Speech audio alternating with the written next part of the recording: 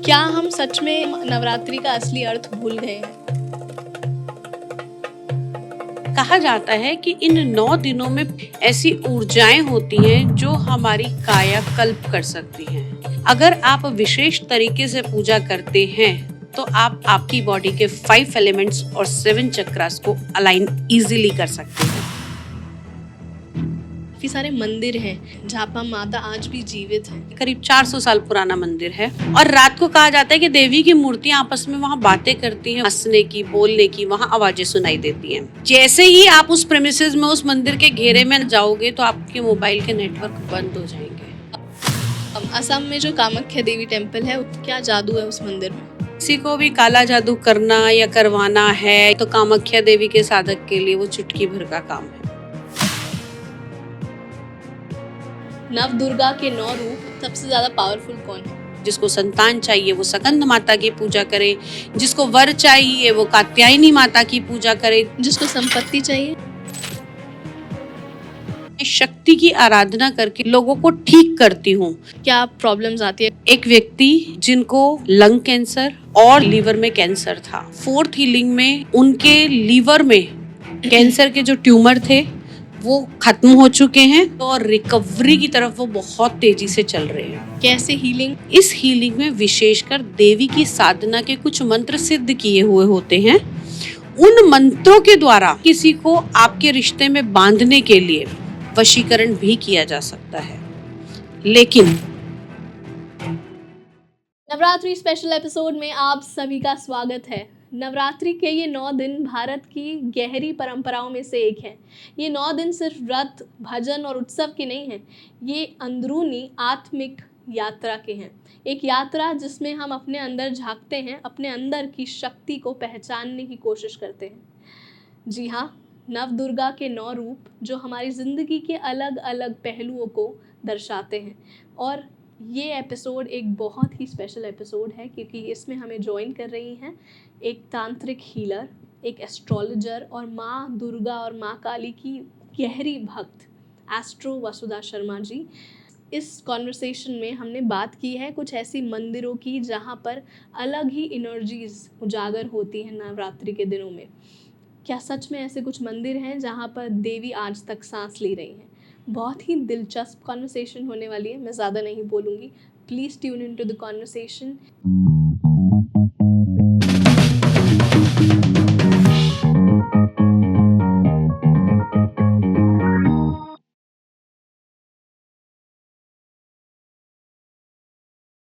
आजकल social media के ज़माने में, डिजिटल एज में, नवरात्रि की सेलिब्रेशन एक फ़ैशन ज़्यादा बन गया है। फास्टिंग, रिचुअल्स, गरबा, तैयार होना, हम इसी में खोकर रह गए हैं। राइट। क्या हम सच में नवरात्रि इसी को मनाना कहते हैं या हम नवरात्रि का असली अर्थ भूल गए हैं? देखिए, अगर हम अध्यात्म की तरफ जाएं तो नवरात्रि में ऐसी एनर्जीज होती हैं, ऐसी ऊर्जाएं होती हैं जो हमारी कायाकल्प कर सकती हैं।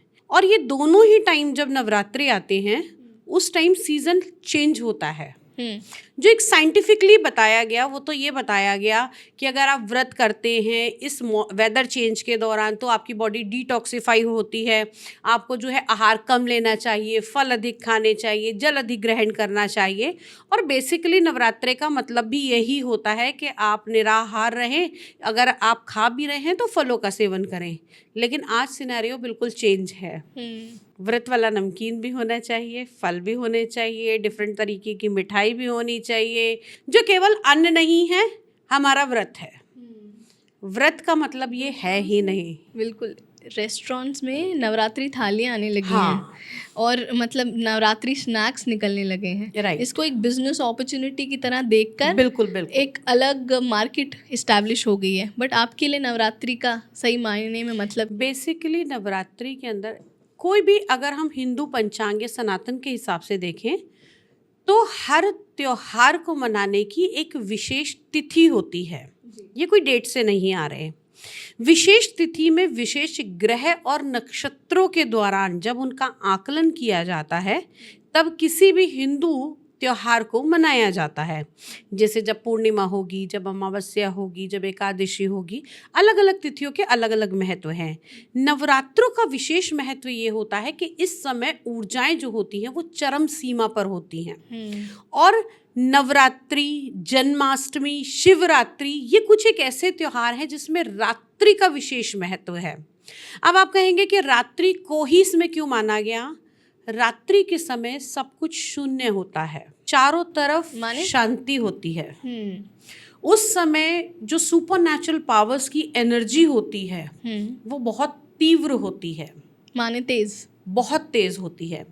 और उस समय व्यक्ति अगर साधना करता है, कोई मंत्र चैंटिंग करता है, कोई पाठ करता है, तो उसका सीधा संपर्क एक कॉस्मिक एनर्जी के साथ बनना शुरू होता है। वाह।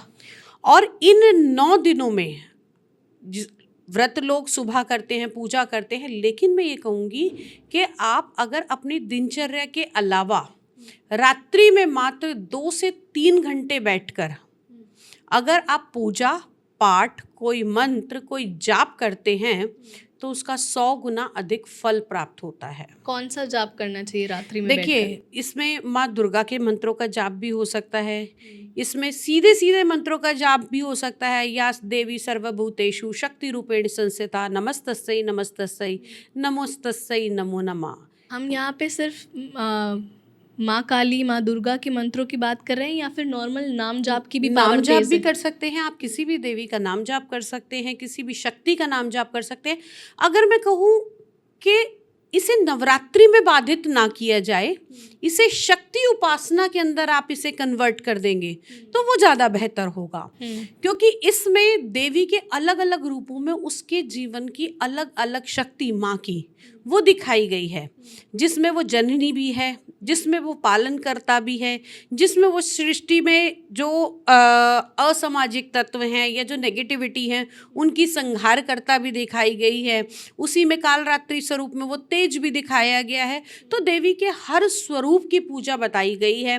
तो कहा जाता है कि इन 9 दिनों में पूजा करके अगर आप विशेष तरीके से पूजा करते हैं तो आप आपकी बॉडी के 5 एलिमेंट्स और 7 चक्रास को अलाइन इजीली कर सकते हैं। वाह। क्योंकि अगर हम देखें तो सारी बॉडी का आधार यही 2 चीज़ हैं। चाहे हम कितना भी आगे चले जाएं, लेकिन हम इन 5 तत्वों से अलग नहीं हैं। हम इन 5 तत्वों से ही बने हैं। पंचभूतों का एक पुतला है। तो इन पंचभूतों पर काबू पाया जा सकता है। इन पंचभूतों को काबू पाने का मतलब यह है कि हम अपने कंट्रोल में कर सकते हैं। और बेसिकली व्रत में क्या करना होता है, हमें अपने तमस पर, हमारी शरीर के अंदर जो भोजन की अग्नि, हमेशा एक अग्नि प्रज्वलित रहती है जो मांगती है भाई अब पेट खाली हो गया, अब इस अग्नि को कुछ चाहिए काम करने के लिए। अब बॉडी डिहाइड्रेट हो गई, अब पानी चाहिए। आवश्यकता हवा की तो रेगुलरली ही है, ऑक्सीजन की कमी हो जाएगी। तो जब हम नवरात्रि में साधना करते हैं तो ये 5 तत्व हमारी बॉडी के बिल्कुल अलाइन हो जाते हैं। हम इन पे काबू पाना सीख जाते हैं। चाहे कोई भी व्रत हो, कोई भी पूजा हो, उसमें साधक को यही बताया जाता है कि किस प्रकार आप अपनी इंद्रियों पर कंट्रोल पा सकते हैं। बेसिकली किसी भी पूजा का, किसी भी मंत्र का, किसी भी व्रत का विधान केवल और केवल कंट्रोलिंग सिस्टम होता है। कितनी खूबसूरत बात है कि सनातन धर्म ने हर 6 महीने में एक रीसेट बटन, एक पीरियड दे दिया हमें कि इसमें रीसेट कर लो अपने आप को। प्रकृति ने सबको मौका दिया, प्रकृति ने बताया कि अब ये चीज़ चेंज होने वाली है। लाइक जो नवरात्रे का टाइम है, प्रकृति ने एक अलार्मिंग सिचुएशन दी कि now the weather is going to be a change, so you should also be change your body, you should also be align yourself. ठीक है ना। बट वो हमने उसका ट्रेंड कुछ और ही कर दिया। तली हुई पूरियां भी होनी चाहिए, कुट्टू का भी खाना होना चाहिए, तो बहुत सारी चीज़ें हैं। वास्तव में व्रत का सही विधान है कि आप फलाहार से व्रत कीजिए। अगर आपसे नहीं रखा जाता तो आप व्रत मत रखिए, लेकिन इस तरीके से बार बार भोजन करके या बार बार चीज़ों को खाकर व्रत नहीं होता। पेट की अग्नि पर कंट्रोल पाके ही भगवान की भक्ति करनी है इसमें। पेट की अग्नि पे और बाकी अग्नियों पे भी। जिसे हम कह सकते हैं कि तमस शक्ति नहीं होनी चाहिए आपके अंदर। इस समय पूजा करने वाले के व्यक्ति के अंदर शालीनता होनी चाहिए, क्रोध नहीं करना चाहिए। ऐसा शास्त्रों में भी कहा जाता है कि अगर आपने कोई भी पूजा करने के बाद क्रोध कर दिया तो आपकी पूजा की जितनी भी एनर्जी थी वो सब ड्रेन हो गई।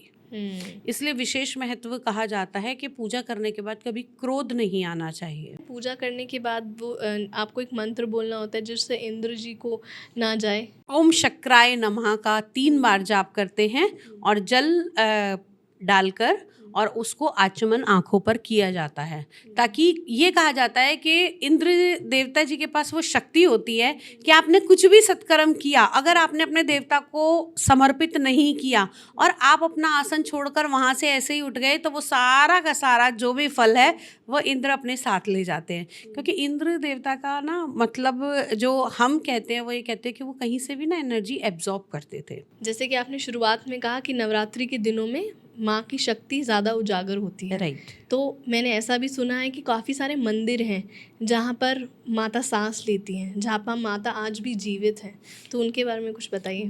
देखिए, ऐसे केवल देवी के ही नहीं सभी देवताओं के अलग अलग मंदिर बताए गए हैं जहाँ पर ये कहा जाता है कि आज भी जागृत मूर्तियाँ हैं। एक छोटा सा उदाहरण आपको बताती हूँ। बक्सर में, बिहार के बक्सर में एक मंदिर है, राजराजेश्वरी का मंदिर। उस मंदिर को रात्रि में बंद कर दिया जाता है। करीब 400 साल पुराना मंदिर है। अच्छा। और रात को कहा जाता है कि देवी की मूर्तियाँ आपस में वहाँ बातें करती हैं, फुसाने की, हंसने की, बोलने की, वहाँ आवाज़ें सुनाई देती हैं। बहुत सारे लोगों ने कहा कि ये भ्रम हो सकता है, कोई इधर उधर हो सकता है। तो साइंटिस्टों की टीम ने वहाँ जाकर देखा कि क्या वास्तव में वहाँ पर ऐसा कुछ है। उन्होंने पूरे प्रेमिसेस को खाली करवाया, उसमें कोई नहीं था और ये बात सब जानते थे। लेकिन जब पैरामीटर से चेक करा गया तो बाद में पता लगा कि किसी के ना होने के बावजूद भी वहाँ पर विस्परिंग जैसी आवाज़ें, हंसने की आवाज़ें वहाँ महसूस हुई, जिसका आज साइंस के पास भी कोई जवाब नहीं है। वाह। अगर आप दिल्ली की ही बात ले लें, हम दिल्ली में बैठे हैं, दिल्ली का कालका मंदिर स्वयं जागृत मंदिर है। माँ कालका का जो मंदिर है, कहा जाए तो यहाँ पर देवी साक्षात रूप में विराजमान है और ये किसी ने बनाया नहीं, ये स्वयं पांडवों के द्वारा बनाया गया मंदिर है। अच्छा। ये मेरा खुद का देखा हुआ है कि जब तक आप लाइन में रहेंगे, जब तक आप उस मंदिर के घेरे में नहीं जाएंगे, तब तक आपका मोबाइल काम करेगा। जैसे ही आप उस प्रेमिसेस में, उस मंदिर के घेरे में अंदर, जहाँ पे राउंड के अंदर मंदिर है, आप वहाँ जाओगे तो आपके मोबाइल के नेटवर्क बंद हो जाएंगे। वाह। दूसरी चीज, ये एक ऐसा मंदिर है जिसके 12 गेट हैं। अच्छा। ऐसा कहा जाता है कि हर एक राशि वाला अगर उस गेट के अंदर से जाएगा तो उसकी कुंडली के ग्रह दोष, उसकी आदि व्याधियाँ सब समाप्त हो जाएंगी। और ये मंदिर इतना इतना इतना पावरफुल मंदिर है कि आप उस मंदिर में जाके थोड़ी देर बैठेंगे ना तो आपको स्वयं लगेगा कि आप साक्षात देवी से बात कर रहे हैं। मंदिरों की अलग अलग महिमाएं, जब तक आप जाते नहीं हैं, जब तक आप पहुंचते नहीं हैं, तब तक आप उस एनर्जी को फील नहीं कर पाते। बहुत सारे लोग होते हैं जो ये कहते हैं कि घर में रहकर भी भक्ति की जा सकती है। बहुत सही पॉइंट बोला आपने। ठीक है, हर जगह पर किसी के होने की, उसके ऑरा की एक वाइब्स होती हैं। आप किसी के घर में भी जाएंगे ना तो आपको वहाँ पर अलग वाइब्स मिलेंगी।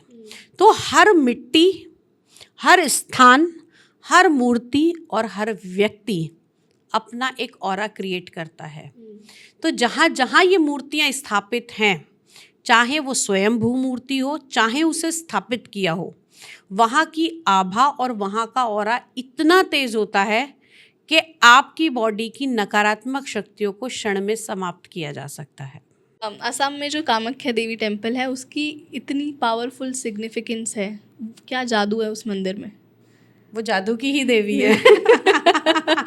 कहा जाता है कि असम के कामाख्या के मंदिर में तंत्र कूट कूट कर भरा हुआ है। अच्छा जी। जिसे तंत्र शक्ति पानी है वो कामाख्या देवी के मंदिर में जरूर जाता है जीवन में एक बार। ओके। और कहा जाता है किसी को भी काला जादू करना या करवाना है या काटना है तो कामाख्या देवी के साधक के लिए वो चुटकी भर का काम है। वो क्षण भर में वशीकरण, स्तंभन, सम्मोहन, आकर्षण, उच्चाटन पल भर में हो सकता है। देवी कामाख्या की ऐसी शक्ति है। अच्छा। वहाँ पर देवी अपने योनि स्वरूप में हैं। कहा जाता है कि वहाँ पर माँ की योनि गिरी थी। और अगर हम कहें तो योनि का जो पार्ट है उसे हम उत्पत्ति का उद्गम भी मानते हैं एक स्त्री शक्ति से। तो ये जो मंदिर है इसमें जाने वाले व्यक्ति की वंशवेल सदैव आगे बढ़ती है। अच्छा, ऐसा भी माना गया है। मैं अभी तक भगवती ने वहाँ का जो सौभाग्य है वो नहीं दिया, लेकिन हाँ एक इच्छा है, जल्दी ही माँ बुलाएंगी और आपके पॉडकास्ट में आकर ये इच्छा रखी है कि अगला दर्शन जो हो वो माँ कामाख्या का ही हो। वहाँ पे कुछ मैंने सुना है चढ़ावा में भी हाँ, कोई एक्चुअली वहाँ बलि पर दी जाती है। अब थोड़ा सा बंद कर रहे हैं क्योंकि केवल एक कामाख्या मंदिर ही है। वहाँ पर देवी की दशम महाविद्या के स्वरूपों का ऐसा कहा गया है कि वहाँ पे देवी की दशम महाविद्या के स्वरूप हैं और वहाँ पर अब के टाइम में जो है वो मारा नहीं जाता, बस कान काट कर या थोड़ी देर के लिए ऐसे ही बेहोश करके छोड़ दिया जाता है। क्योंकि कोई भी देवी, मुझे नहीं लगता कि किसी भी देवी को किसी जीव की और ख़ास तौर से एक बेजुबान की मृत्यु पसंद होगी, क्योंकि वो सबकी ही माँ है। जो हमारी आपकी माँ है तो वो क्या जानवरों की या बेजानों की माँ नहीं है, वो सबकी माँ है। सबका अलग अलग माइंडसेट है, इस बारे में ज़्यादा मैं नहीं बोलना चाहूँगी। क्योंकि देखिए कोई व्यक्ति कहता है कि कामाख्या में ज़रूर पूजा होती है, देवी को मांस चढ़ाया जाता है। तो जैसी जिसकी भावना, जैसा जिसका सम्मान, वो उस हिसाब से कार्य करता है। मेरा मत ये है कि आप सात्विक रूप से भी अगर केवल दूध भी चढ़ाएंगे तो भी देवी उतना ही प्रसन्न होगी जितना मांस मदिरा चढ़ाने से होगी। स्वाद कुछ नहीं चाहिए उसे आपकी भावना चाहिए। आपकी भावना क्या है? ठाकुर जी के लिए एक छोटी सी बच्ची थी, वो चूरन लेकर आई थी कि दिन भर में इतना भोग लगता है तो इनके कहीं ना कहीं एसिडिटी की प्रॉब्लम ना हो या गैस ना बनती हो, तो मैं ठाकुर जी के लिए चूरन लेके जाती हूँ। तो स्वयं 2 दिन 3 दिन के बाद में ऐसा हुआ कि उनको परेशानी हुई और उनको वो चूरन देना पड़ा। तो जैसी आपकी भावना होगी ना, प्रभु वैसी ही चीज़ एक्सेप्ट करेंगे। विशेष यहाँ पर महत्व ये है कि आप किस इंटेंशन से उनको वो चीज़ अर्पित कर रहे हो। आपके पास कुछ भी नहीं है ना, आपके पास सिर्फ फूल है और अपने मन में ये इंटेंशन लगाइए, नैवेद्यम समर्पयामि, तो वो नैवेद्य का ही काम करेगा। आप बाहर से निकल रहे हो, आपको कोई चीज़ बहुत अच्छी लग रही है, खाने की, पहनने की, आपके मन में आ रहा है हे भगवान कितनी अच्छी चीज़ है, अगर मेरे पास पैसे होते या मैं ये ले पाती तो मैं इससे अपनी माँ को सजाती। केवल वो आपकी इंटेंशन ही उसका वो श्रृंगार बन गई, चाहे आपने खरीदा या नहीं खरीदा। क्योंकि हर किसी के पास हर चीज़ नहीं है समर्पित, आपने एक इंटेंशन दे दी। हाँ, अगर आपके पास है तो आप ज़रूर कीजिए, अगर आपके पास नहीं है और आपकी इंटेंशन भी है तो भी आपको उतना ही फल मिलेगा जितना आपको उस चीज़ को अर्पित करने से मिलेगा। तो भगवान को बहुत ज़्यादा भोग, नैवेद्य, इन सब चीज़ों की आवश्यकता नहीं है। अपने आप का समर्पण कर दीजिए। ये बहुत खूबसूरत बात कही है और मुझे बहुत खुशी है कि किसी साधक के मुंह से बात निकल रही है। क्योंकि पॉडकास्ट ना आजकल बहुत कमर्शियल हो गया है और हम बहुत सारे रील्स और बहुत सारे व्यूज़ के लिए चीज़ें बोलते हुए दिखाई देते हैं लोग कि ऐसा नहीं करोगे तो ऐसा हो जाएगा, ऐसा नहीं करोगे तो ऐसा हो जाएगा, डराते हैं। तो ये साफ स्पष्ट शब्दों में जो आपने बोला, ये ऑडियंस को सुनना बहुत ज़रूरी था। एक बहुत पुरानी एक लाइन है, सीधे का सदा भला। जो सीधे तौर पर सब कुछ समर्पित कर देता है उसका सदैव भला होता है। आगे बढ़ते हुए मुझे ये जानना है कि नवरात्रि के 9 दिन 9 अलग इमोशंस, प्रत्यक्ष रूप से हर 9 दिन के अलग अलग भावना है, अलग अलग सिग्निफिकेंस है। तो एक बार वापस से रिपीट कर दो हमने पिछले पॉडकास्ट में डिटेल में बात की थी। पहला दिन शैलपुत्री, जिन्हें हम शैलजा भी बोलते हैं, देवी का प्रथम स्वरूप है। इस समय देवी बच्ची के रूप में होती हैं, कन्या स्वरूप होती हैं। और शैल इनके पिता का नाम था और तो इसलिए इन्हें शैलजा भी कहा जाता है। पर्वत की पुत्री थी। दूसरा स्वरूप माता ब्रह्मचारिणी का। इस समय देवी के हाथ में कमंडल और माला दिखाई देती है, सफ़ेद वस्त्रों में देवी दिखाई देती हैं। यानी कि ये तप का, पूजा का, योग का, साधना का, या हम अपनी लैंग्वेज में बोलें तो ये लर्निंग का प्रोसेस है। उसके बाद में स्वरूप आता है देवी का माता चंद्रघंटा के रूप में। चंद्रघंटा जिनके हाथ में घंटा होता है और माथे पर एक चंद्रमा सवार है। इस समय देवी यौवन की अवस्था में है, बहुत खूबसूरत दिखाई देती हैं। उसके बाद में देवी का स्वरूप आया माता कूष्मांडा, जिनके हाथ में कूष्मांड यानी कि कुमड़ा है और कमल भी है। ठीक है, इसमें देवी को सीताफल यानी कि कूष्मांड की बलि भी चढ़ाई जाती है और कहा जाता है कि देवी का कूष्मांडा रूप जो है वो मुस्कुराता हुआ स्वरूप है। इस समय पर जल से ही देवी ने पूरी प्रकृति की स्वयं संरचना कर दी थी। इसके बाद में अगला 5वां स्वरूप आया माता सकंद माता। अब देवी का विवाह भी हो चुका है। अब देवी के हाथ में सकंद कुमार हैं, यानी कि माँ पार्वती के हाथ में कार्तिकेय जी हैं, जिनके 5 शीश हैं। अगला स्वरूप आता है माता कात्यायनी का। देवी के कात्यायनी स्वरूप की जो पूजा की जाती है वो किसी भी प्रकार की मंशा की पूरी करने के लिए माना जाता है और कहा जाता है कि इसी कात्यायनी स्वरूप की पूजा करके कृष्ण जी को गोपियों ने भी पाया था। अच्छा। और दूसरी चीज़, देवी का जो ये कात्यायनी स्वरूप है, इन्हें हम ये कहते हैं कि कात्यायनी स्वरूप की अगर कोई पूजा करता है, इनका एक विशेष मंत्र होता है। उस मंत्र की अगर पूजा करी जाए तो मन चाहा वर प्राप्त होता है व्यक्ति को। चाहे वो जो भी मांगना चाहता है वो उसको मिल जाता है, क्योंकि एक कृष्ण थे, राधा रुक्मणी इन सब के अलावा 16,000 गोपियों को कैसे मिल जाते। तो उन सब ने श्री कृष्ण को अपने पति स्वरूप में पाना चाहा था। तो वृंदावन की अधिष्ठात्री दाती भी इन्हें कहा जाता है, अधिष्ठात्री देवी भी कहा जाता है। माँ कात्यायनी के बाद में जो अगला स्वरूप आया वो आया भयंकर स्वरूप माता कालरात्रि। माता कालरात्रि बहुत बहुत बहुत खूबसूरत स्वरूप, इतना भयंकर स्वरूप होता है ये देखने में, जो केवल भयंकर उनके लिए है जिनके अंदर नेगेटिविटी है। क्योंकि देवी ने जो ये स्वरूप लिया था ना, वो अपने भक्तों के लिए नहीं लिया था, नकारात्मकता को खत्म करने के लिए निकला था। भयंकर स्वरूप है, बाल बिखरे हुए हैं, हाथ में देवी के संहार करती जा रही हैं, एक में खप्पर है, एक के अंदर देवी के खड़ग है। तो मतलब अगर देखा जाए तो एक लेमन लैंग्वेज में बोलूँ तो बहुत डरावनी इस समय दिखाई देती हैं। लेकिन कोई माँ कैसी भी हो, अपने बच्चों के लिए सबसे खूबसूरत है। और अपने बच्चों का ही संरक्षण करने के लिए देवी को ये स्वरूप लेना पड़ा था, अपने भक्तों का संरक्षण करने के लिए। उसके बाद में अगला स्वरूप आया, हाँ, उसके बाद में देवी शांत हुई और 8वां स्वरूप आया वो महागौरी का। इसमें देवी बहुत खूबसूरत हैं और माता गौरी की आराधना की जाती है और माँ पार्वती का ये गौर वर्ण का स्वरूप माना जाता है। अब 9वां नवरात्रा, अक्सर जिसे हम या तो छोड़ देते हैं, जिनके अष्टमी पूजा होता है वो 9वें नवरात्रे की पूजा छोड़ देते हैं। लेकिन 9वां नवरात्रा जो ये होता है कि इन 8 देवियों को जो सिद्धि देगी वो बनेगी सिद्धिदात्री। 8 दिन आपने सब कुछ किया, ठीक, व्रत भी किए, जैसे ही आपने आरती करी, कंजका पूजन करा, 8वें दिन आज तो हमारे नवरात्रे खत्म हो गए, ठीक है, मानते आए हैं, यही मानते आए हैं, आज हमारे नवरात्रे खत्म हो गए क्योंकि हमारे अष्टमी पूजन होती है। हमने देवी को वहाँ से कहते हैं, एक तरीके से कहते हैं कि विदा कर दिया, खेतरी जो है वो हमने भेज दी, मंदिर में भेज दिया, हम उसको प्रवाहित कराए।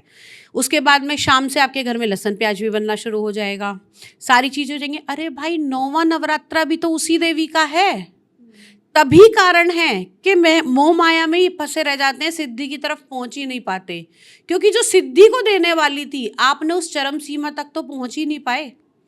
तो 9वें नवरात्रे के दिन आपको पूजा करनी चाहिए और जो आपने 8 दिन नियम कर्म करे हैं उसका पालन, चाहे आपके यहाँ अष्टमी होती है चाहे आपके यहाँ नवमी होती है, उसका पालन आपको नवमी के दिन भी करना चाहिए। बहुत इम्पोर्टेंट बात है, अभी तक हम सब गलत करते हैं अगर ऐसा है तो आपको 9वां, क्योंकि वो 9 स्वरूप पूरे ही नहीं होंगे ना, नवरात्रे तो आपने किए ही नहीं। 9 रातें असल में जो माना जाता है वो विजयदशमी के दिन माना जाता है। आप देखेंगे कि जो बंगालीज की पूजा होती है पूरे 9 दिन की होती है, हम लोग नॉर्थ इंडियन या जो भी आजकल लोग हैं वो अगर 8 दिन की कर रहे हैं तो शाम को भी उनका वो खाना पीना शुरू हो जाता है, सारे नियम कर्म खत्म हो जाते हैं। और 9वां दिन तो हमने तो कल हमारे यहाँ तो अष्टमी हो गई। तो भाई ध्यान रखो, ये 9 दिन के नवरात्रे उतना ही महत्व रखते हैं। तो 9 के 9 दिन आपको ये सब करना चाहिए। और ये 9 के 9 दिन हर चीज़ अलग देने वाले हैं। जिसको विद्या चाहिए वो ब्रह्मचारिणी की पूजा करे, जिसको संतान चाहिए वो सकंद माता की पूजा करे, जिसको वर चाहिए वो कात्यायनी माता की पूजा करे, जिसको तेज चाहिए, व्यक्ति किसी को फेस ही नहीं कर पा रहा है, वो कालरात्रि की पूजा करे, जिसको संपत्ति चाहिए वो महागौरी की पूजा करे। आशीर्वाद स्वरूप आपको सब कुछ मिलेगा, क्योंकि महागौरी एक ऐसा पूर्ण स्वरूप है जिसके अंदर सारी ही देवियां समाहित हैं। इसीलिए 9वीं से ज़्यादा लोग अष्टमी को महत्व देते हैं। लेकिन इन सबको सिद्ध करने वाली कौन? क्योंकि एनर्जीज तो सारी आ गई। अब इन एनर्जीज को मैं कहाँ बचा के रखूँगा? तो वो सिद्ध, वो साधना, वो अपने अंदर होनी चाहिए। वो सिद्धिदात्री देती हैं। हाँ, ब्रह्मचारी से लेके गृहस्थ से लेके वानप्रस्थ और चौथा आश्रम वानप्रस्थ और सन्यास, सारे आश्रम कवर करें। ये साइंटिस्टों ने भी बताया है, ये साइंस भी बता रहा है कि फीमेल्स के अंदर एनर्जी और सहन शक्ति मेल से कहीं गुना ज़्यादा होती है। तो वो तो इंडीड है, क्योंकि जब हम जन्म देते हैं एक बच्चे को तो इतनी 206 हड्डियां जब एक बार टूटती हैं, जितना दर्द होता है उतना ही एक बच्चे के जन्म के समय दर्द होता है। हर माता को प्रणाम। माताओं की तो हमने बात कर ली, मगर माता इस बार कौन से वाहन पे सवार होके आ रही हैं? हाँ, ये बहुत विशेष है। और अगर हम बात करें ज्योतिष की दृष्टि से या पंचांग की दृष्टि से या अध्यात्म की दृष्टि से, तो कहा जाता है ना कि जब भी कोई आता है तो कोई वाहन या कोई सवारी होती है किसी के आने की। तो देवी के अलग अलग दिनों में आने की अलग अलग वाहन पर सवारी होती है। कभी देवी घोड़े पर आती हैं, कभी देवी रथ पर सवार होकर आती हैं, कभी हाथी पर सवार होकर आती हैं, कभी नौका पर सवार होकर आती हैं। तो इस बार देवी हाथी पर यानी कि गज पर सवार होकर आ रही हैं। और जब जब देवी गज पर सवार होकर आती हैं तब तब भारी वर्षा होती है।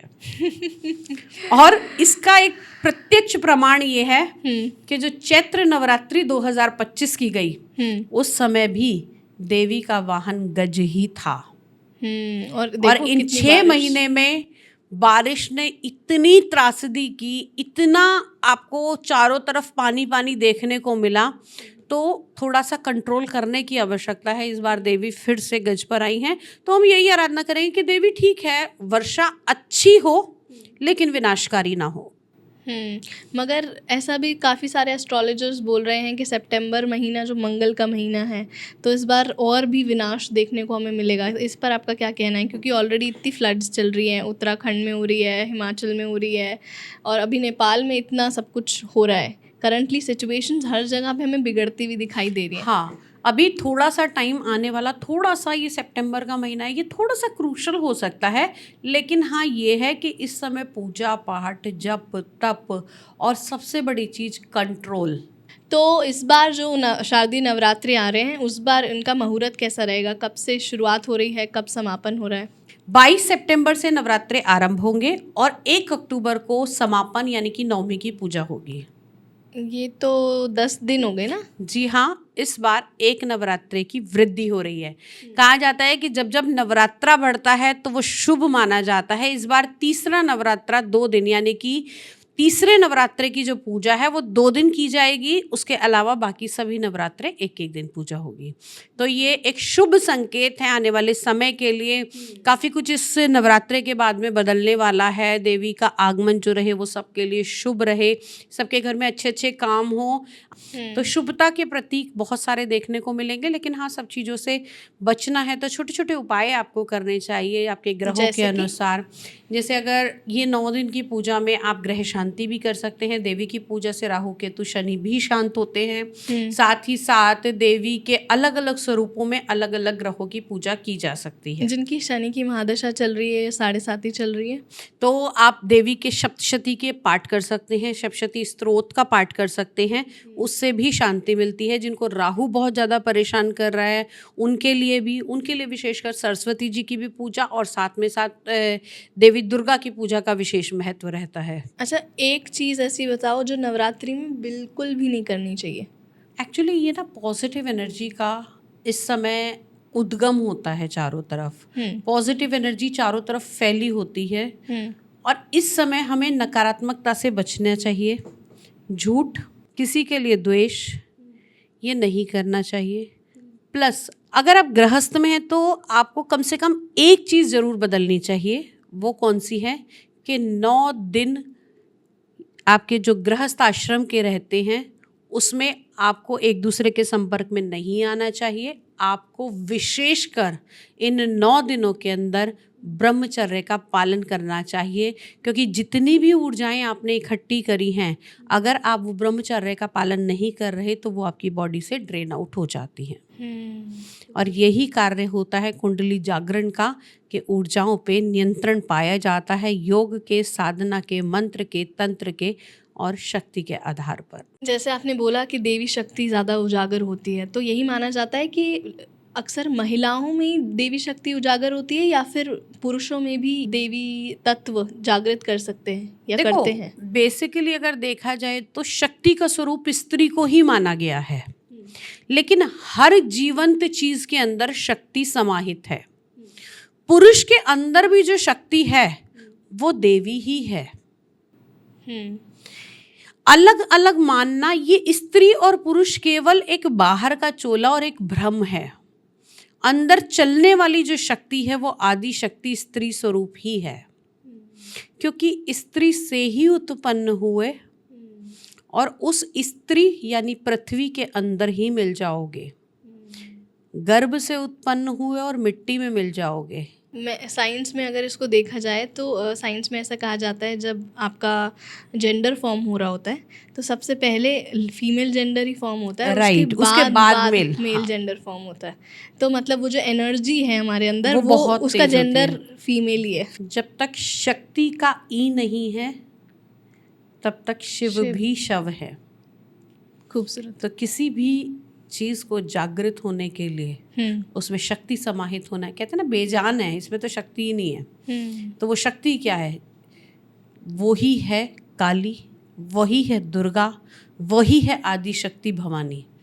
अगर हम देवी भागवत पुराण पढ़ेंगे तो उसमें ब्रह्मा विष्णु महेश की उत्पत्ति भी कहीं ना कहीं शक्ति स्वरूप से ही, एक शक्ति पुंज से ही मानी गई।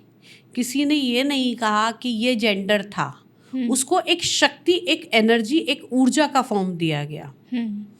तो वो तो स्त्री ही है। तो माता के 3 स्वरूप लक्ष्मी, सरस्वती, काली, ज़्यादातर यंगस्टर्स को यही 3 पता होते हैं। तो मैं यही पूछूंगी कि सबसे ज़्यादा पावरफुल कौन है? तीनों एक दूसरे के बिना अधूरी हैं। अगर शक्ति होगी, सरस्वती यानी विद्या नहीं होगी तो कुछ नहीं होगा, और अगर लक्ष्मी नहीं होगी तो ना शक्ति आएगी ना विद्या आएगी। तो तीनों ही एक दूसरे का समावेश हैं। शक्ति को संभालने के लिए बुद्धि की आवश्यकता है। बुद्धि कौन देगा? वो सरस्वती देंगी। और जब बुद्धि और शक्ति दोनों होंगी तो लक्ष्मी आप अपने आप मिलेंगी। तो ये तीनों ही इंटरकनेक्टेड हैं। जैसे हम कहें ना कि एक ट्रायंगल, और अगर शक्ति का स्वरूप भी माना जाए तो अग्नि का एक ट्रायंगल की जो फॉर्म है वही देवी, वही योनि, वही अग्नि वो है। जब ये तीनों मिलती हैं तभी विशेषकर शक्ति, यानी कि माँ वैष्णो देवी 3 देवियों का समागम। वहाँ 3 ही पिंडी है ना, माँ लक्ष्मी, माँ काली और माँ सरस्वती। खूबसूरत। तो तीनों ही एक हैं।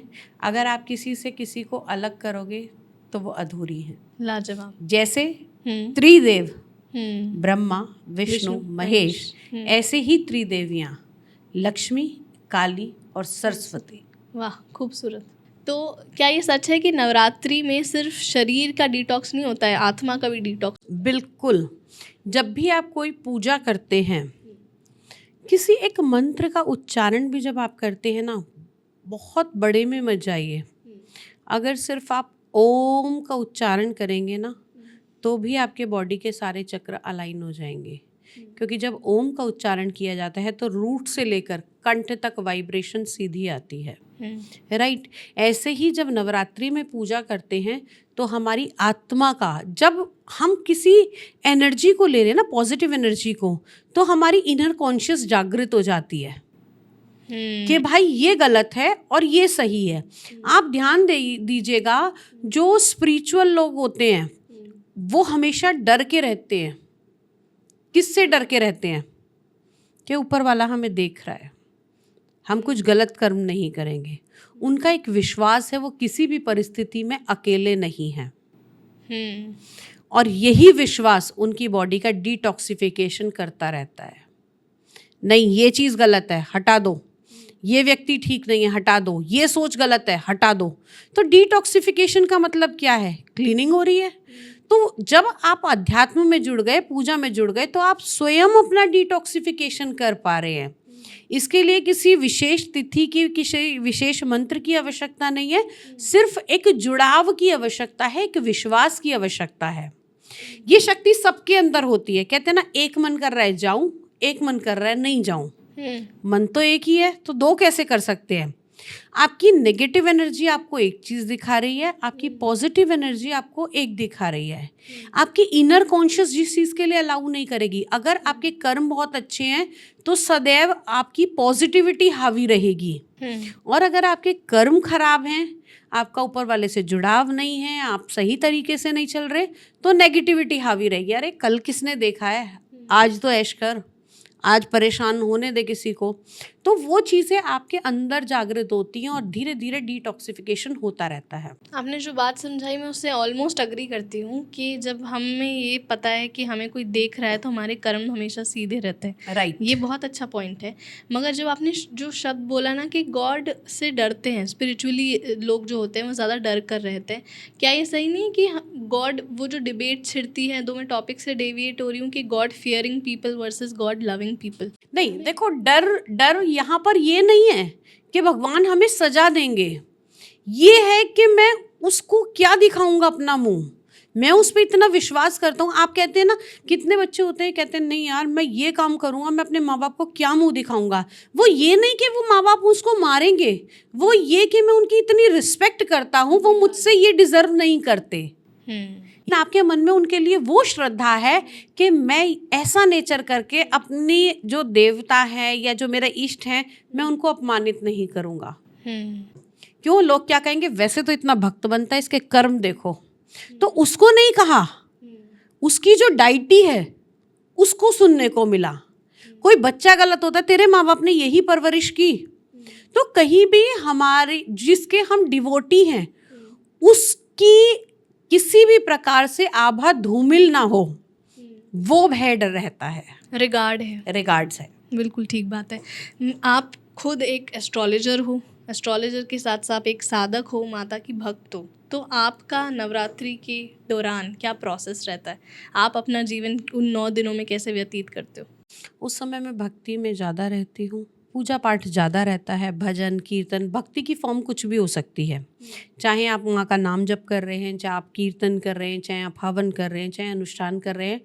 और क्योंकि मैं एक ऐसे फील्ड में आ गई हूँ जहाँ पर मैं शक्ति की आराधना करके लोगों की हीलिंग करती हूँ, लोगों को ठीक करती हूँ, तो इस समय पर वो एनर्जी जो होती है वो चरम सीमा में होती है। तो जो बहुत ज़्यादा क्रिटिकल केसेस होते हैं, या जिनका मतलब बहुत, मैं कहती हूँ कि जहाँ पर मुझे भी लगता है कि ये चीज़ बहुत चैलेंजिंग हो सकती है, लेकिन भगवती के लिए कुछ भी चैलेंजिंग नहीं होता, तो मैं उनको इन दिनों के अंदर ज़्यादा विशेषकर से उनकी रेमेडियल पार्ट या जो भी चीज़ें होती हैं वो इस समय कराना, क्योंकि इस समय पर पॉजिटिव एनर्जी का प्रभाव बहुत तेज होता है और नेगेटिव कम हो जाती है। तो चीज़ें रिजॉल्व करने में थोड़ा सा हमें कम मेहनत करनी पड़ती है। ठीक है, ये बहुत क्यूरोसिटी वाला पार्ट था कि आप हीलिंग करते हो, कैसे हीलिंग और क्या प्रॉब्लम्स आती है, अगर आप कुछ स्टोरी के माध्यम से समझा सको तो। देखो, किसी की बॉडी के अंदर कोई प्रॉब्लम है, हेल्थ से जुड़ा हुआ इशू है, किसी को कोई नेगेटिव एनर्जी परेशान कर रही है, किसी का कोई रिलेशन खराब है, मतलब मैं ये कहूँगी n नंबर ऑफ थिंग्स जो आपकी भौतिक जीवन की दिनचर्या में आपको परेशान कर रही हैं, उनको हीलिंग के माध्यम से ठीक किया जा सकता है। ये कोई रेकी हीलिंग नहीं है, ये कोई और तरीके की हीलिंग नहीं है। इस हीलिंग में विशेषकर देवी की साधना के कुछ मंत्र सिद्ध किए हुए होते हैं। उन मंत्रों के द्वारा व्यक्ति की हीलिंग की जाती है, और ये हीलिंग जो होती है ये सिर्फ देने वाला और लेने वाला ही जानता है कि जब मैं ये हीलिंग देती हूँ तो विशेष इंस्ट्रक्शंस रहती हैं कि जिसको ये हीलिंग दी जा रही है उसके कान में ईयरपॉड होना चाहिए, ताकि जो मैं मंत्र उस समय बोल रही हूँ इसमें कुछ मंत्र जागृत होते हैं और कुछ मंत्र गुप्त होते हैं। और जब मैं हीलिंग करती हूँ तो जो चीज़ मैं यहाँ बोलूँगी वो सामने वाले को वहाँ बॉडी में फील होगी। वाह। और माई के आशीर्वाद से एक बहुत अच्छी अचीवमेंट अभी आई पिछले 2 दिनों में। एक व्यक्ति जिनको लंग कैंसर और जिनको लीवर में कैंसर था, उन्होंने हीलिंग कराई। उनकी बॉडी के अंदर जो भी चीज़ें चल रही थी, 4th हीलिंग में पता चला, वो टेस्ट कराने गए कि उनके लीवर में कैंसर के जो ट्यूमर थे वो ख़त्म हो चुके हैं। दूसरा, जो उनके लंग्स में प्रॉब्लम थी वो भी धीरे धीरे रिजॉल्व हो रही है और रिकवरी की तरफ वो बहुत तेज़ी से चल रहे हैं। किसी के ऊपर कोई नेगेटिव एनर्जी है उसको हीलिंग से इजीली हटाया जा सकता है, या किसी के ऊपर बहुत सारे केसेस ना आज की डेट में ऐसे, जैसा मैंने कहा ना कि तंत्र करा सकते हैं, तो बहुत सारे लोग इनसे पोजेस्ड भी होते हैं और मतलब इतनी उनकी लाइफ ख़राब हो जाती है कि उनके रिलेशन के थर्ड पार्टी ने आया, वशीकरण करा, हमारी हस्ती खेलती गृहस्थी बर्बाद हो गई। तो वशीकरण को भी इस हीलिंग से हटाया जा सकता है, और किसी को आपके रिश्ते में बांधने के लिए वशीकरण भी किया जा सकता है, लेकिन ये होगा उसी केस में जो लीगल होगा, केवल हस्बैंड वाइफ के रिलेशन में। अगर कोई थर्ड पार्टी है तो उसको हटाया भी जा सकता है और हस्बैंड वाइफ को वापस अटैच भी किया जा सकता है। तो ये कैसे पता चलता है कि ये वशीकरण किया हुआ है, और क्या इतना आसान होता है? क्योंकि आजकल हम इस बारे में बहुत ज़्यादा बात करते हैं, स्पेशली तंत्र को काफ़ी नेगेटिव एनर्जी से देखा जाता है, बट पिछले पॉडकास्ट में आपने बहुत अच्छे से समझाया था कि तंत्र का मतलब है एक पैसेज, एक रास्ता जिससे आप ऊपर वाले से जुड़ सकते हो। और उसका एक it can be just only a tool, it can be a tool, but उस टूल को मार्केट में अलग तरीके से यूज़ किया गया है, और वो इस यूज़ कर के या फिर उसकी प्री कंसीव नोशन बन गई है कि तंत्र सुनते ही नेगेटिविटी दिमाग में आती है कि ये गलत रास्ता है, गलत टूल है, जो कि आपने इलैबोरेट करके बताया था कि वो नहीं है, वो एक सिर्फ टूल है, उसे अच्छे कामों के लिए भी यूज़ किया जा सकता है। तो क्या है वशीकरण और कैसे ईजिली हो जाता है लोगों पे और ईजिली हटाया भी जा सकता है? देखो, अब करने वाले कर रहे हैं और होता है, लेकिन इसको आदिशक्ति के आशीर्वाद द्वारा इजीली हटा सकते हैं। कई बार ऐसा होता है कि लोग आते हैं कि भाई बहुत पुराना है तंत्र, बहुत ज़्यादा हम इससे पोजेस हो गए हैं, घर के अंदर क्लह कलेश है, ग्रोथ नहीं हो रही है, हस्बैंड वाइफ अलग हो गए हैं, आपस में बन नहीं रही है, तो कुछ भी कराया जा सकता है। देखो क्यों कराया जा रहा है, ये सब कुछ ईर्ष्या के कारण हो रहा है। वो मुझसे बड़ा क्यों, उसे मुझसे अधिक क्यों। तो जहाँ पर ये चीज़ आ जाती है तो वहाँ पर लोग करते भी हैं और करवाते भी हैं। तंत्र एक ही है, आपकी इंटेंशन है। जब आप गलत के लिए कर रहे हो तो अलग इंटेंशन है, और जब किसी को सही करने के लिए कर रहे हो तो अलग इंटेंशन है। जो है उसको ठीक भी किया जा सकता है। अगर कोविड था तो एंटीडोट भी बनाया गया, अगर सांप का जहर है तो स्नेक वेनम से ही उसका तोड़ भी बनाया गया। इस कॉन्वर्सेशन को विराम देने से पहले मैं ये कहूँगी कि आप उन लोगों के लिए क्या कहना चाहोगे जो मे बी माता पे भरोसा नहीं रखते, जो विश्वास नहीं करते? तो सबसे बड़ा प्रश्न चिन्ह तो उनकी खुद की उत्पत्ति पर है कि अगर माँ नहीं होती तो ये क्वेश्चन लगाने के लिए आप कहाँ से आते। स्वरूप आप उसको मूर्ति में मत ढूंढिए, स्वरूप आपके घर में विराजमान है। आपकी खुद की माँ भी वही शेरा वाली माँ है, समझने का फर्क है। मैंने उनका शेरा वाला माँ रूप देखा है। कालरात्रि रूप भी देखा है, आंखें काफी है उनकी, क्योंकि अपने बच्चों के लिए ही तो वो सारे रूप रखे हैं उन्होंने।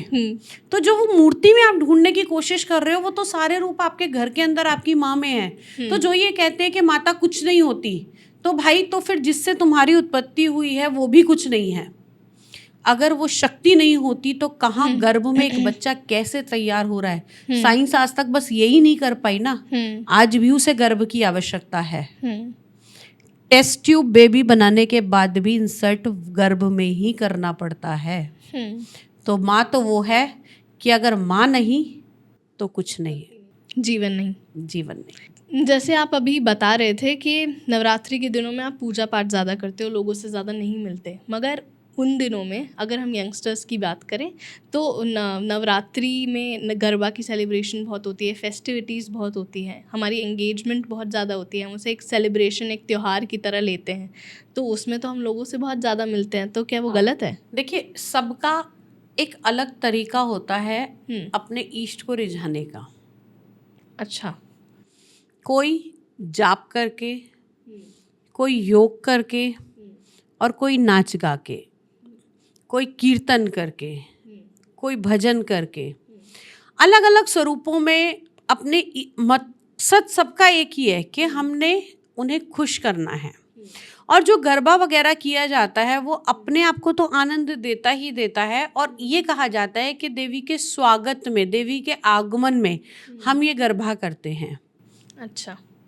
जब कोई हमारे घर में आता है तो हम, या कोई बड़ा आने वाला होता है या किसी फंक्शन की तैयारी होती है तो बैंड बाजे सब बजाए जाते हैं, तो ये आगमन की स्थिति होती है। कहा जाता है कि देवी आ रही हैं। और जो नवरात्रि की 9 रातें होती हैं, इसमें अगर हम देखें तो भगवान शिव के पास में 27 राग रागनियाँ हैं।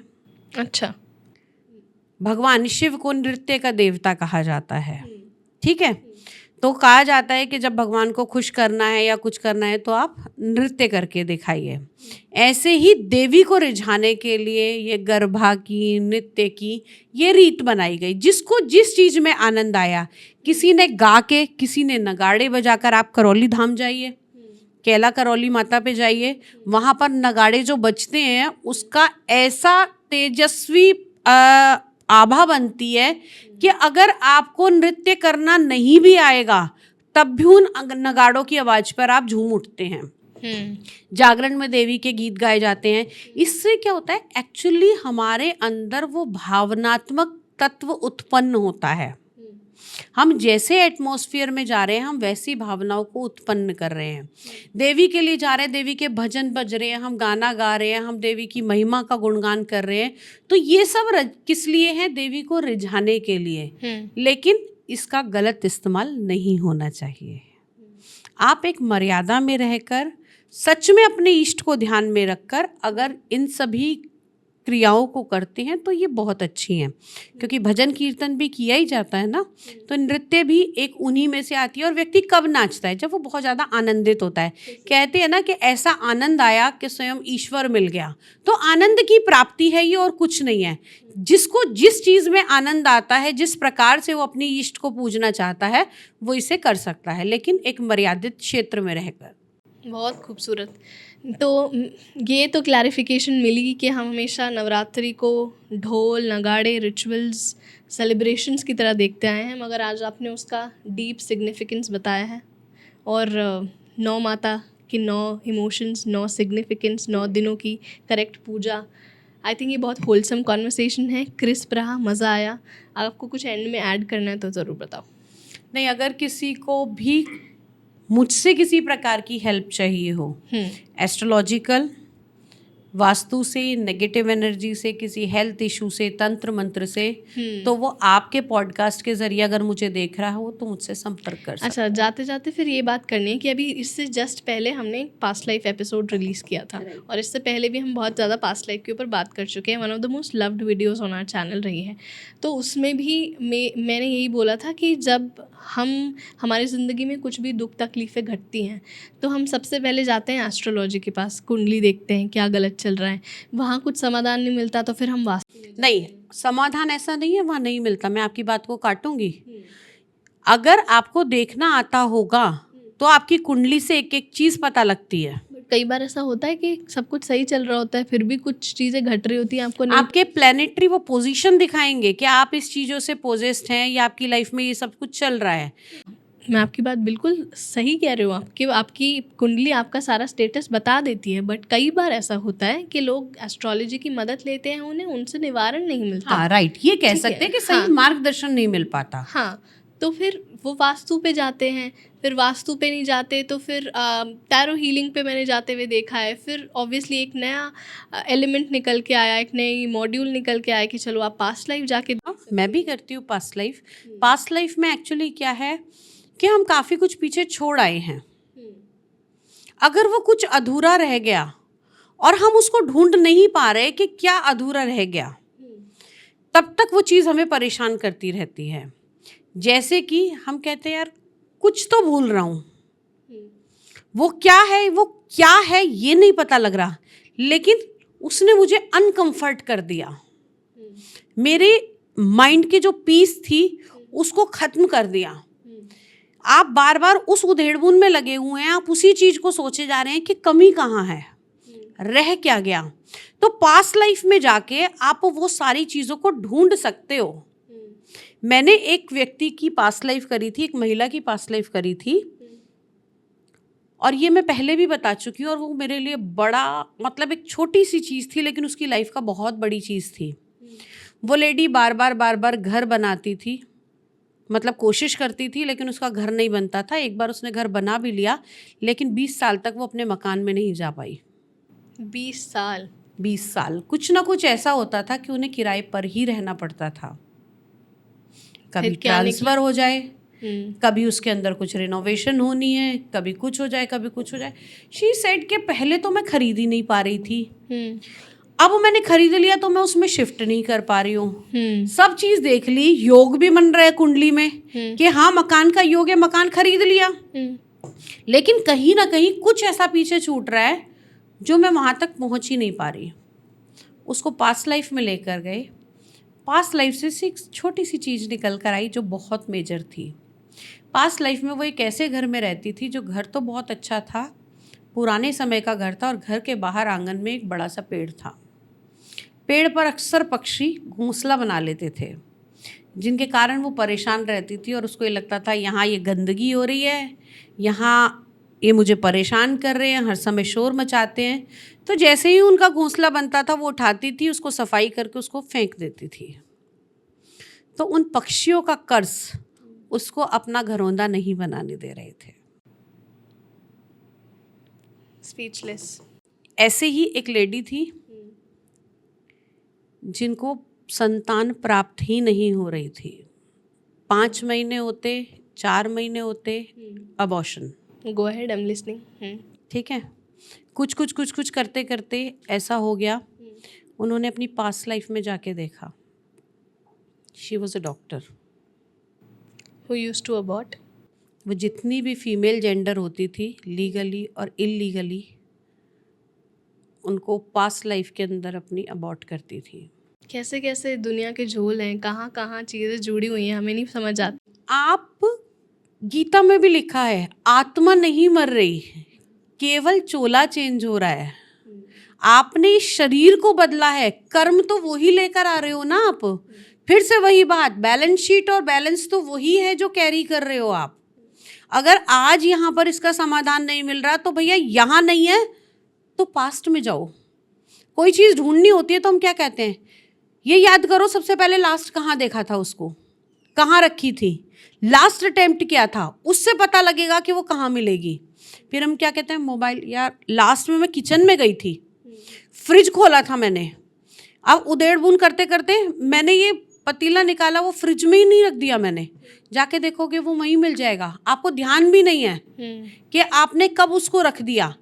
और कोई भी लॉजिकल व्यक्ति ये नहीं करेगा, कोई करेगा ऐसा नहीं करेगा, लेकिन अनजाने में भी हुआ, लेकिन हम उसे ढूंढ ही नहीं पा रहे हैं। कहाँ ढूंढ रहे हैं, हमें पीछे जाना पड़ेगा, फ्लैशबैक। और ये पास्ट लाइफ रिग्रेशन वही है आपका फ्लैशबैक। ये बहुत खूबसूरत और लेमैन्स टर्म में इतने ब्यूटीफुल तरीके से समझाया आपने। 2025 की नवरात्रि के लिए एक खूबसूरत मैसेज। 2025 की नवरात्रि के लिए सिर्फ एक काम करना शुरू कर दीजिए कि अपने अंदर एक पॉजिटिविटी ले आइए और बस ये निर्धारित कीजिए कि मैं कहीं भी कुछ भी कैसा भी कर रहा हूँ, एक शक्ति है जो मेरे साथ है और मुझे वो कभी अकेला पड़ने नहीं देगी। अगर वो आत्मविश्वास आपके अंदर जागृत हो गया तो लाइफ में आपको कोई हरा नहीं सकता। Thank you so much for doing this. बहुत मज़ा आया। जय माता दी सबको और नवरात्रि की बहुत बहुत शुभकामनाएं। Thank you. तो हाँ दोस्तों, नवरात्रि सिर्फ एक फेस्टिवल नहीं है, एक इनविटेशन है अपनी लाइफ को रीसेट करने का।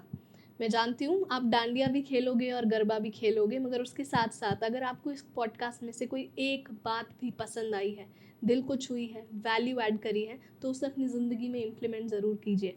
और आप सबको नवरात्रि की बहुत बहुत शुभकामनाएं। अगर आपको ये पॉडकास्ट पसंद आया तो प्लीज़ शेयर कीजिए। ऑल्सो कमेंट में लिखकर बताइए कि कौन सी बात आपको सबसे ज़्यादा पसंद आई। And please subscribe to our channel because we are very close to hitting 25K subscribers on YouTube. Thank you so much for supporting Hocus Pocus with Anchal. आप सबकी आभारी हूँ and सब्सक्राइब करते रहिए, सपोर्ट करते रहिए। नवरात्रि की शुभकामनाएं। And I will see you again on every Saturday 8 p.m.